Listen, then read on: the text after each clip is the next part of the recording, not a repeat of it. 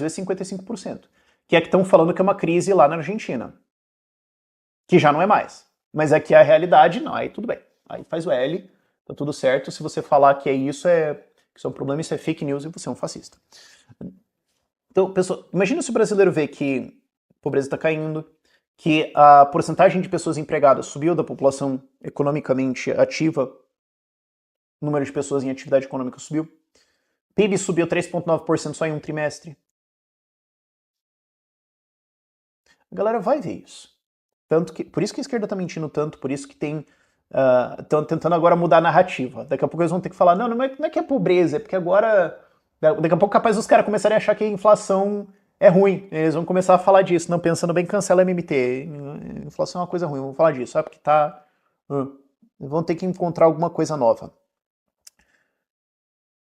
Mas além de todos esses bons resultados, teve uma excelente mudança anunciada ontem e colocada em efeito hoje, que é uma mudança na desvalorização automática do peso. Você vai falar, Milei libertário tem uma desvalorização automática do peso? Que é isso? Hã? Vamos lá. E essa desvalorização automática do peso caiu de 2% ao mês para 1% agora. Isso tem tudo para reduzir a pressão inflacionária, ajudar a valorizar o peso, ajudar o crescimento econômico, ajudar a concessão de crédito. E você pode perguntar também, por que não baixou antes? Já chego lá. Vamos lá. Para você entender por que isso existe. Quando o socialismo começou a quebrar a Argentina, as pessoas começaram a fugir do peso para o dólar. Se isso acontece completamente, ou você tem que dolarizar a sua economia, só que daí você não pode mais imprimir pesos e quebra a máquina pública porque era paga com impressão de moeda, ou você tem que controlar isso para as pessoas não conseguirem comprar dólares, que é o que os socialistas fizeram, o que o Fernandes, o que os Kirchner fizeram. Isso gera um câmbio paralelo. Então você vai ter um nível que é o dólar do governo e o dólar paralelo, que é o valor de fato no mundo real. O espaço entre os dois é um gap. É o dollar gap. É um espaço é o delta ali de diferença entre os dois. Quando o Milei assumiu era gigantesco e ele desvalorizou o peso para encontrar, vindo por baixo, o peso lá em cima, e também tomou créditos em dólar, tomou várias medidas de comprar dólares, de atrair dólares, de perdoar pessoas que estavam com dólares clandestinamente, falar, cara, deposita esse troço aí, cara, para criar as reservas do país, o que ajuda a valorizar o peso, porque daí as pessoas estão dispostas a investir no país, que vai ter que trocar para pesos, porque elas sabem que tem um colchão de dólares caso elas queiram sair, o que indiretamente também ajuda a valorizar o peso, fora todas as outras boas medidas que ele tomou no último ano. Então, resultado, o câmbio paralelo hoje, mesmo depois de, teve expansão de bolsa monetária, teve, o câmbio paralelo hoje é praticamente igual a janeiro de 2024. Um ano. Por causa da valorização do peso. Então, de um lado, ele desvalorizou no sentido de simplesmente aceitar que o valor de mercado é esse, não adianta ficar o governo peitando que é outro. E do outro lado, o peso valorizou para encontrar ele por cima. E hoje o gap, o espaço entre os dois, é muito pequeno. Que é o que você precisa que aconteça para retirar o cepo cambial, os controles de câmbio, e fechar o Banco Central, que é o objetivo. Mas ele não fechou o Banco Central no dia 1. Para de ser um bebê. Parece criança esperneando no supermercado, tipo, eu quero carrinho. Não, é isso. Tipo, cara, você não vai conseguir o seu sonho da sua vida hoje. Então vou tocar fogo na casa. Você entende porque você não tem nada na sua vida? Porque você tem essa atitude de uma pessoa bosta. De não entender que existe entre um lugar ruim e o lugar ideal suor e lágrimas e trabalho. Tem um pessoal que não consegue entender esse conceito, eu acho fascinante. E ainda quer dizer que não é de esquerda. É a raiz do pensamento de esquerda, basicamente. Eu fico surpreso de ver gente se deslibertária com esse tipo de raciocínio. Mas devagar. Fechar esse gap é muito importante. Ter as reservas de dólar é muito importante. E aí você vai tirando os controles e finalmente liberaliza o câmbio. E quando isso acontecer, fecha o Banco Central. Porque não tem mais sentido, não tem mais alguém para monitorar isso. Acabou. E aí você deixa as pessoas usarem a moeda que elas quiserem. Pronto. Não é nenhuma dolarização, é uma liberdade de câmbio e vamos ver o que acontece. E daí as pessoas têm que pagar imposto em peso. Tá bom, você faz o câmbio lá e paga, ou depois o governo pode aceitar outra coisa, enfim. Depois a gente discute isso. Ponto é, da onde que vem essa desvalorização automática? O que acontece? Quando foi alterado esse valor, aceitaram que o valor paralelo era outro, lá em dezembro já, né, de 23, quando ele tomou posse. Você falou, tá, mas o peso vai continuar desvalorizando automaticamente. Por quê? Porque entre o Milei tomar posse e agosto, eles estavam desligando todos os meios de emissão de moeda. Porque não era só a impressora física literal imprimindo notas. Você também tem o governo criando pesos digitais, você tinha outros mecanismos que era, por exemplo, as LELIQs, que eram depósitos no Banco Central, que na prática eram dívida, exceto contabilmente. Não, é um depósito que o governo tem que devolver e paga juros em cima. Ah, mas então é dívida. Não. É um depósito que a gente tem que devolver, que a gente paga juro enquanto a gente não devolveu. Ah, então é uma dívida. Não. Isso era as LELIQs. Estava no Banco Central lá e criava-se moeda para pagar juros em cima desse troço, um puta mecanismo de inflação. Eles tiraram isso das LELIQs e colocaram na dívida. Falaram, é dívida. Aí tu falou, mas a dívida subiu. Não. O que eles fizeram foi assumir que o que era uma dívida é uma dívida. E daí contabilmente ela subiu, mas vocês entendem que na prática não subiu, certo? Quando você descobre que é corno, você não vai ser traído agora pela primeira vez. Você já era corno. Não é um conceito complexo, mas tem gente que tem dificuldade de entender isso. Também não foi tão bem explicado, porque praticamente só tem eu falando disso no Brasil. Tipo assim, o Urich entra em alguns detalhes, mas entrar profundamente mesmo, eu adoraria ter feito um trabalho muito melhor de fazer isso ao longo dos últimos meses, mas eu não vou mais ficar me espancando por isso. Voltando. Devagar. Teve todo esse desligar a impressora, as LELIQs, câmbio, porque quando entrava dólar, aí tem que criar novos pesos, porque não sei o quê. Entre dezembro de 23 e agosto de 24, foram desligando esse mecanismo. Eu fiz um vídeo explicando isso em junho de 2024. Tá ali. Domi, coloca aqui a thumb dele e tudo mais, o link vai estar lá na descrição, quem quiser ver. Tem todo o mecanismo explicado ali. E enquanto você não está desligando isso, você vai ter uma expansão de base monetária, que é o que está acontecendo. Que estava acontecendo, aliás, né? Que é o que está acontecendo no dia a dia daquele momento. Então o peso vai continuar desvalorizando. Então o seu gap entre o dólar atual do governo, que é o PEG, que eles desvalorizaram, mas ainda assim estava travado com o controle de câmbio, e o paralelo, vai abrir. Então você precisa ter uma correção mensal dessa travada do dólar, desse valor oficial, para ele acompanhar o que seria uma inflação relativamente natural, não estou dizendo que é boa, mas natural de o curso das consequências das ações passadas do governo socialista passado. E essa desvalorização mensal é o crawling peg, que estava em 2%. Crawling peg é essa travada de valor, crawling é arrastando, é um automático, então é uma desvalorização automática. Estava em 2% ao mês. E agora ela vai ser baixada para 1%. Por quê? Porque a inflação caiu pra caramba.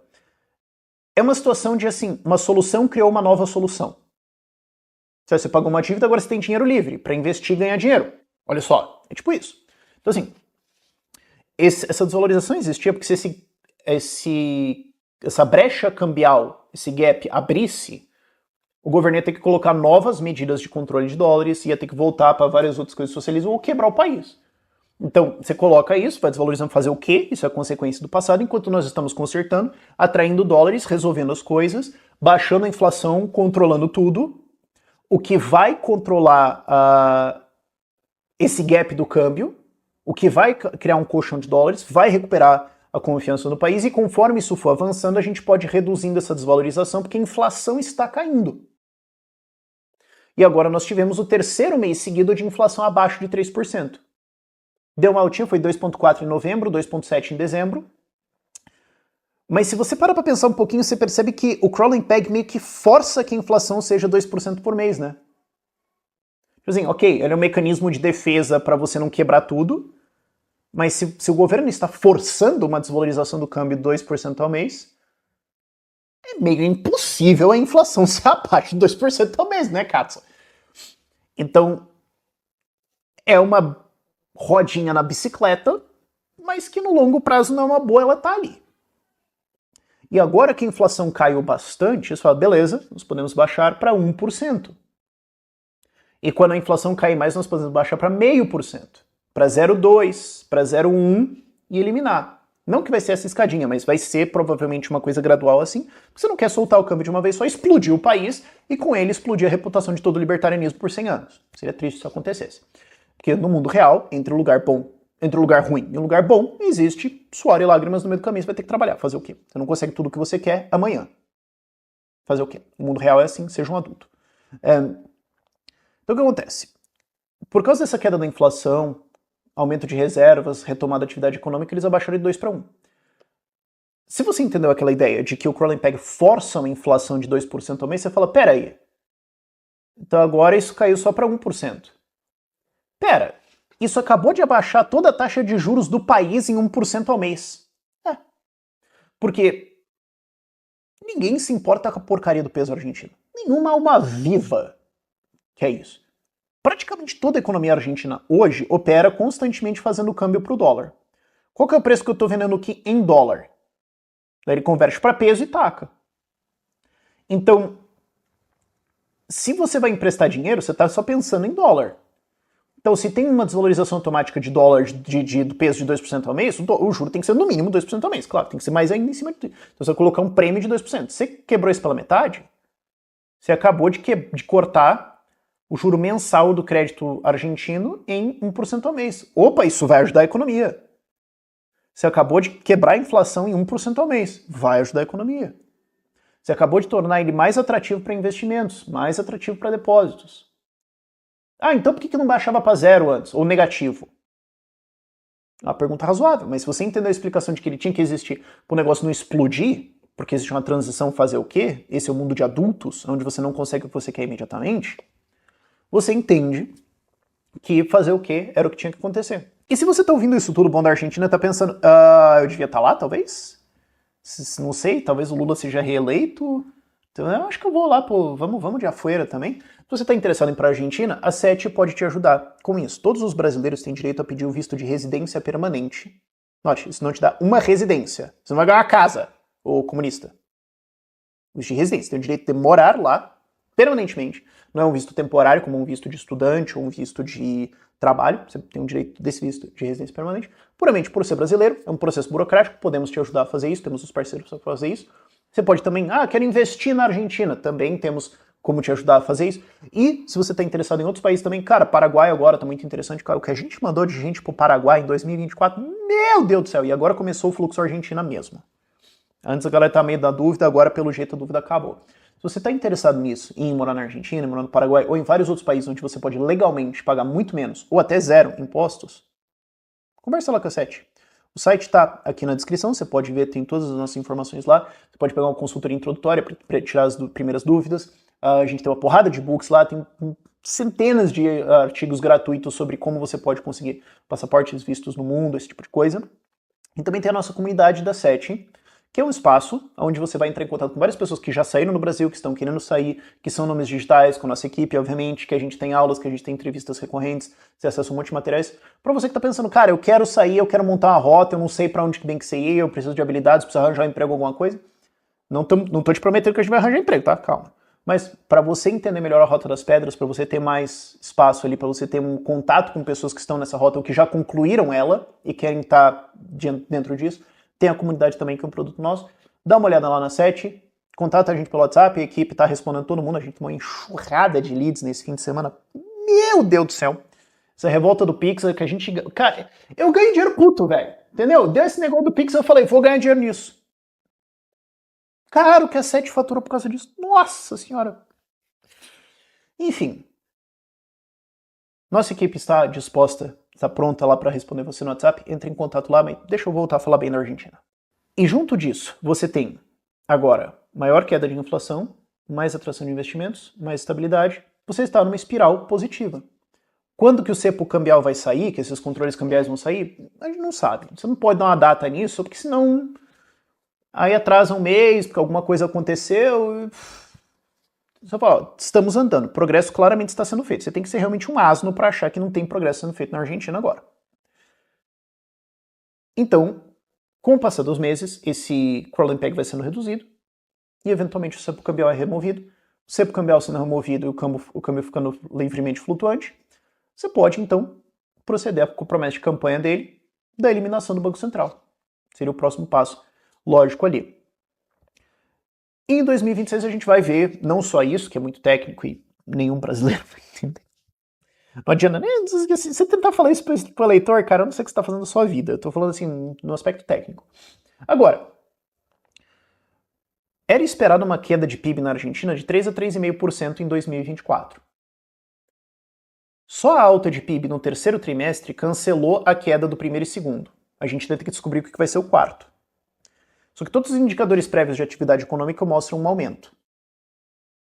Então, vai ter um aumento de PIB provavelmente em 2024, pois provavelmente vai terminar no positivo.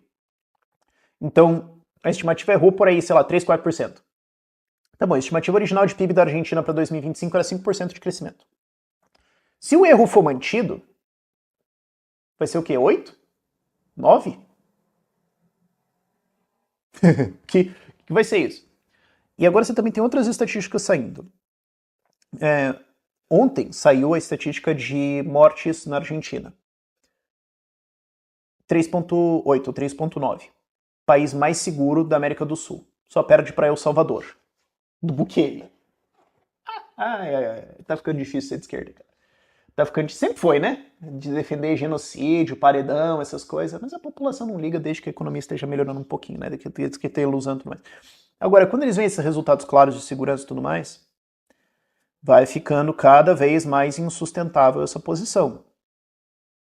O trabalho do ministro de propaganda do Lula novo agora vai ser censurar redes sociais, criar uma ilusão de que o Brasil está crescendo e que está tudo bem, esconder o que o Milei está fazendo, então esperem um monte de manchetes de jornais que estão recebendo da Secom falando um monte de coisa ruim do Milei, e de alguma forma tentar combater toda uma onda global de direita que pode vir para cá.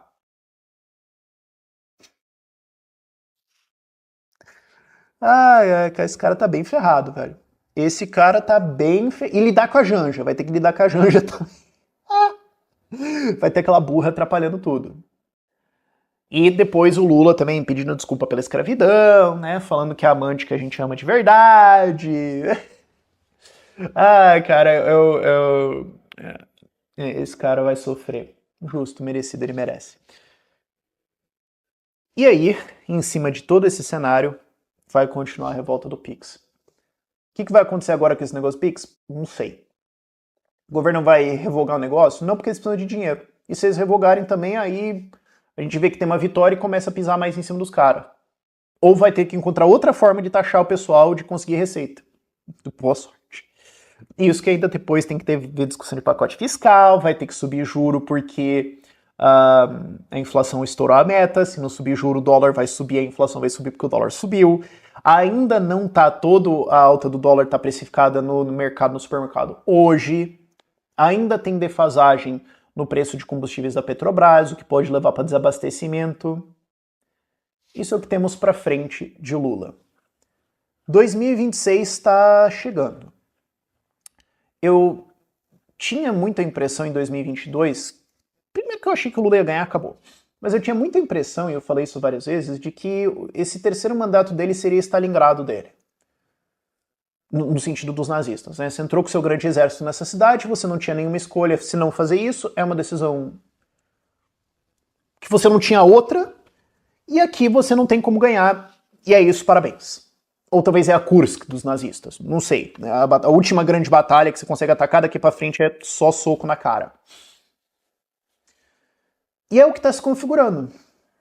A popularidade está em queda, não tem ferramentas na mão deles. Eles vão comprar mais a mídia. Mais do que o Pimenta comprou? E com que dinheiro? Porque se comprar a mídia fosse uma estratégia, eles já estariam fazendo isso. Tipo, sabe? É que nem falar assim, não, o Mike Tyson vai entrar numa luta com uma nova estratégia. Socar o cara na boca dele. Eu não tô entendendo.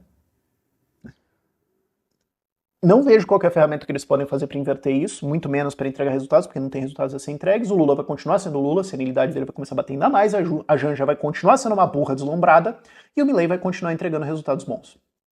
E ainda veio o Trump por cima. Falta o nome para 2026. Falta o nome para 2026. alguém tem que convencer o Tarcísio, eu suponho. Eu queria mais pesquisas com o nome do Zema, também, pra gente ver o que acontece. Agora precisa todo mundo da direita sentar numa sala e falar, mano, e aí? Vamos não brigar? Vamos botar alguém, vamos embora? Raiano, para com essa porra de achar que você vai perder, velho. Cala a boca, para com esse negócio. Vamos todo mundo junto no negócio aqui, né? Vamos lá, para de encher o saco. Vamos, certo? Mas se bem que se você pensar bem, eu acho que também agora não é tanto o momento pra isso, porque agora o momento é bater no Lula. Sabe, o adversário tá fazendo merda. Foca na merda que ele tá fazendo. Se colocar um nome agora, é um nome pra apanhar, pode ser cedo demais. Não, mas você pode representar o nome tarde demais também. Pode ser. Mas eu concordo com o raciocínio que é cedo demais agora pra querer mudar a narrativa pra apresentar um nome. Se ele já tivesse decidido, eu acho que não seria o momento agora. Fala, não, deixa o Lula fritar um pouquinho mais. Vamos conversar de impeachment, vamos conversar disso, vamos conversar mais do Pix, vamos falar da carne, tá indo bem isso aqui. Quando isso aqui exaurir, a gente fala de um nome. Pode ser? Suponho que é isso que está acontecendo, mas obviamente não estou envolvido nisso tudo. Por esse vídeo é isso. Tchau, tchau.